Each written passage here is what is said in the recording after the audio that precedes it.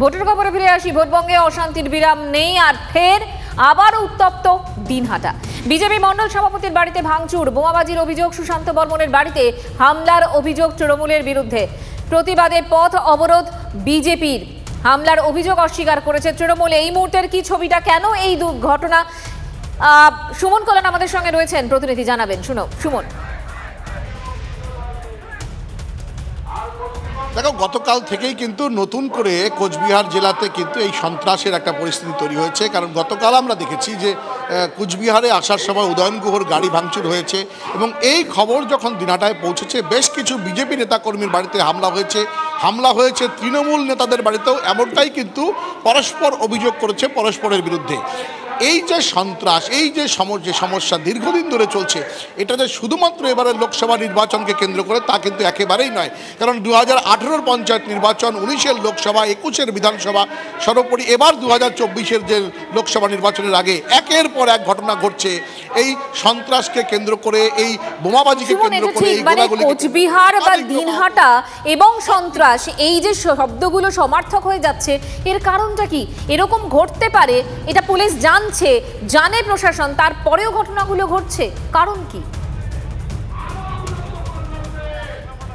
একেবারে দেখো, এখানে পুলিশ প্রশাসনের একটা ভূমিকা রয়েছে, প্যারামিলিটারি ফোর্স এসছে, বেশ কয়েক কোম্পানি, তারা কোথায় আছে এই মুহূর্তে কিন্তু নজরে পড়ছে না।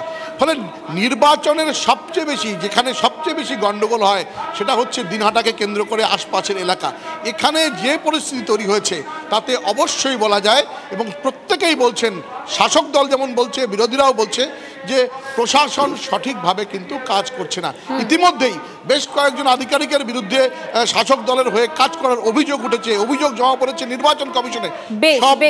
অর্থাৎ প্রশাসন ঠিকমতো কাজ করছে না, অভিযোগ উঠছে, এবং এই গোটা ঘটনার ক্ষেত্রে আঙুল উঠছে শাসক দলের দিকেই। সেক্ষেত্রে কি বলছেন উদয়ন গুহ, রাজ্যের মন্ত্রীও বটে, শুনুন। আধ ঘন্টা আগে দিনহাটা থেকে বেরিয়ে এসেছি, এইরকম ধরনের কোনো ঘটনা আমার কানে আসেনি। বরং কালকে রাতে দিনহাটা শহরে আমাদের এক কর্মীর বাড়িতে বোমা মারা হয়েছে। দিনহাটার পাশে পুটিমারি, সেখানে আমাদের উপপ্রধানের বাড়িতে বোমা ছোড়া হয়েছে। সারা রাত জুড়ে বিভিন্ন জায়গায় ওরা গোলমাল পাকাবার চেষ্টা করেছে।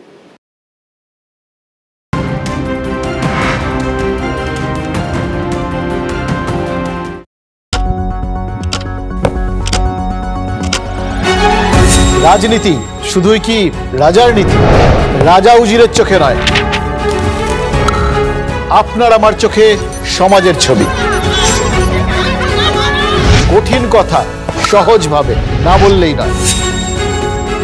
বললেই নয়। প্রতিদিন রাত 9টায় TV9 বাংলায়। TV9 বাংলা না দেখলেই নয়।